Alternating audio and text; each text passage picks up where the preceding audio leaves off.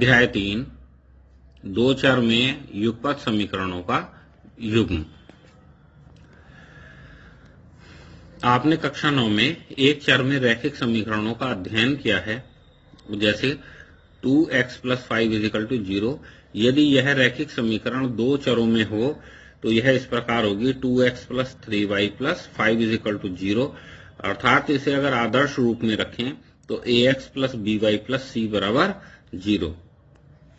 यदि हम दो चर में युगपत समीकरणों का एक युग्म ले लें तो वह a1x + b1y + c1 = 0, a2x + b2y + c2 = 0 होगा, जहां a1 b1 c1 तथा a2 b2 c2 वास्तविक संख्याएं हैं। कक्षा 9 में रैखिक समीकरणों का ज्यामितीय निरूपण सीखा था। यदि अब हम इन दोनों समीकरणों को एक ही ग्राफ पेपर पर बनाएं तो वह निम्नलिखित प्रकार का होगा। नंबर 1, जब दो रेखाएं एक बिंदु पर प्रतिच्छेद करेंगी, इस तरह से आएगा। दूसरा, जब दो रेखाएं समांतर होंगी, बराबर दूरी पर चलेंगी। जब दो रेखाएं समपाती होंगी, अर्थात एक रेखा के ऊपर दूसरी रेखा होगी। आप ध्यान से देखें तो नीचे की एक काले पेन से रेखा है और उसी के ऊपर येलो कलर की एक रेखा है। प्रथम स्थिति में दो रेखाएं एक बिंदु पर काटती हैं तो इनका केवल एक अद्वितीय हल होता है। द्वितीय स्थिति में दो रेखाएं एक दूसरे को कभी नहीं काटती तो इनका कोई हल नहीं होता है। तृतीय स्थिति में रेखाएं समपाती अर्थात ओवरलैप करती हैं, अर्थात इनके अपरिमित रूप से अनेक हल होते हैं। इस पर आधारित है प्रश्नावली 3.1। इसमें आफताब और आफताब की पुत्री का वर्णन है और उनकी आयु के अनुसार शर्तें दी हुई हैं। तो जरा इस पर देखते हैं। माना आफताब की वर्तमान आयु x वर्ष तथा उसकी पुत्री की वर्तमान आयु y वर्ष है। प्रथम शर्त अनुसार पहली शर्त ये कहती है 7 वर्ष पूर्व। उदाहरण के लिए, जैसे आज आप 10 वर्ष के हैं तो 7 साल पहले कितने वर्ष के होंगे? सीधा उत्तर मिलेगा 3 वर्ष। कैसे मिलता है? घटाने पर। तो यही प्रोसीजर हम यहाँ अपनाते हैं। 7 वर्ष पूर्व आफताब की आयु हो जाएगी x - 7, क्योंकि इसकी वर्तमान आयु x है, और 7 वर्ष पूर्व आफताब की पुत्री की आयु y - 7 हो जाएगी। पहली शर्त यह कहती है कि 7 वर्ष पूर्व आफताब की आयु उसकी पुत्री की आयु की 7 गुनी थी। तो इसको हम बराबर के चिन्ह लगा करके लिखते हैं x - 7 = y - 7। लेकिन x - 7 पिता की आयु है और y - 7 पुत्री की आयु है, यह कभी बराबर नहीं हो सकती। तो इसको बराबर करने के लिए हम शर्त का उपयोग करते हैं। पिता की आयु 7 गुनी है, अर्थात अधिक है, तो हम पुत्री की आयु जो कम है उसमें 7 से गुणा कर देते हैं तो वह पिता की आयु के बराबर हो जाएगी। तो इसलिए x - 7 = 7 ब्रैकेट में y - 7, 7 से अंदर गुणा कर देंगे तो x - 7 = 7y - 49। पक्षांतर करके राइट हैंड साइड को लेफ्ट हैंड साइड में ले आएंगे तो x - 7y - 7 + 49 = 0। तो x - 7y + 42 = 0। यह समीकरण 1 प्राप्त होती है। द्वितीय शर्तानुसार 3, इसमें 3 साल बाद की बात की गई है। जैसे आज आप 10 साल के हैं तो 3 साल बाद होंगे 13 साल के। इसी प्रकार आफताब इस समय x वर्ष का है तो 3 साल बाद, यानी कि +3, x + 3। तो 3 वर्ष बाद आफताब की पुत्री की आयु y + 3। तो x + 3 = y + 3 लिखते हैं। लेकिन एक पिता की आयु है, दूसरे पुत्री की आयु है, तो यह कभी बराबर नहीं हो सकती।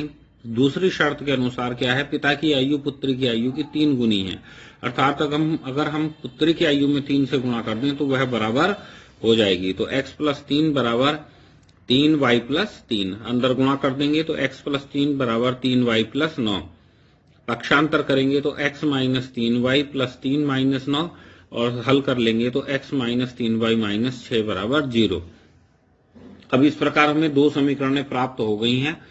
तो ज्यामितीय निरूपण प्राप्त करने के लिए हम समीकरण 1 से बिंदु प्राप्त करेंगे। समीकरण 1 का ग्राफ बनाते हैं, फिर उसके बाद समीकरण 2 से एक ग्राफ बनाएंगे। तो x minus 7y plus 42 is equal to 0। Minus का 7y है, इसे लेफ्ट हैंड साइड से राइट हैंड साइड की ओर पक्षांतरित कर देंगे तो राइट हैंड साइड में जाकर के यह धनात्मक हो जाएगा, अर्थात x plus 42 is equal to 7y। 7 गुणा में है तो पक्षांतर पर भाग में जाएगा तो y बराबर 1/7 x प्लस 42। यदि x बराबर 0 तो y बराबर इसमें रख देंगे x के स्थान पर 0, तो 1/7 0 प्लस 42, 1/7 0 और 42 का योग 42, तो 7 छंग 42, तो y बराबर 6, अर्थात x बराबर 0 पर y 6 आता है। x बराबर अब किसे 7 ले लेते हैं तो y बराबर 1/7 प्लस 42, तो 42 और 7 49, तो 1/7 7 7 49, तो 7 प्राप्त होता है। इस प्रकार x और y की वैल्यू प्राप्त होती हैं। x बराबर 0 पर y 6 है और x बराबर 7 पर y 7 है। यहाँ पर थोड़ी सी सावधानी रखने की बात यह है कि अगर हम x और y की वैल्यू इस प्रकार ले लें, जैसे सपोज करो हम x की वैल्यू 1 ले लें, तो 42 और 1 43 हो जाएगा, जो कि 7 से विभाज्य नहीं है, अर्थात दशमलव में आ जाएगी संख्या, और उसको ग्राफ पर बनाना थोड़ा समस्यात्मक है। तो इसलिए हम x की ऐसी मान रखे हैं जो 7 से कट सकें। समीकरण 2 को ले लेते हैं, तो x माइनस 3y माइनस 6 बराबर 0। 3y नेगेटिव है तो इसको राइट हैंड साइड में पक्षांतरित कर देंगे, तो x माइनस 6 बराबर 3y। 3y के साथ गुणा में है तो पक्षांतर पर भाग में जाएगा, तो y बराबर 1/3 x माइनस 6, x बराबर 0, तो y बराबर 1/3 0 माइनस 6, तो 0 में से 6 घटाएंगे तो माइनस 6 और 3 दूनी 6, तो माइनस 2 प्राप्त होता है। और x बराबर 3 तो y बराबर 1/3 3 माइनस 6 1/3, और 3 में से 6 घटाएंगे तो माइनस 3, 3 एकम 3 माइनस 1। यहाँ पर भी यह हमें देखना है कि x के हम ऐसे ही मान चूज करें जिनसे 3 से विभाज्य संख्या प्राप्त हो, क्योंकि बटे में 1/3 है तो 3 से काटने में तभी पूर्ण संख्या प्राप्त होगी जब ब्रैकेट का सॉल्यूशन 3 का मल्टीपल आए। तो इसलिए x का मान चुनते समय सावधानी अवश्य रखनी है। तो x बराबर 0 पर y माइनस 2 और x बराबर 3 पर y माइनस 1 प्राप्त होता है। तो इन प्राप्त बिंदुओं से हम ग्राफ खींचते हैं। इसमें पैमाना ले लेते हैं, x अक्ष तथा y अक्ष दोनों पर 1 सेंटीमीटर बराबर 1 लेते हैं, और इस प्रकार से दो सरल रेखाएं खींची जाती हैं, प्राप्त होती हैं। अगर हम बाईं लेफ्ट हैंड साइड की ओर देखें तो ये रेखाएं घट रही हैं और राइट हैंड साइड की तरफ ये रेखाएं बढ़ रही हैं। लेफ्ट हैंड साइड पर अगर हम इन रेखाओं को आगे बढ़ा दें तो ये एक बिंदु पर प्रतिच्छेद करेंगी, तो वही उस बिंदु के जो कोऑर्डिनेट हैं, अक्षांश प्राप्त होंगे, उसमें x का मान आफताब की आयु को प्रदर्शित करेगा तथा y का मान उसकी पुत्री की आयु को प्रदर्शित करेगा। प्रश्न संख्या 2 में बल्ले तथा गेंद की कीमतों में एक संबंध दिया गया है। माना एक बल्ले का मूल्य x रुपए है तथा एक गेंद का मूल्य y रुपए है।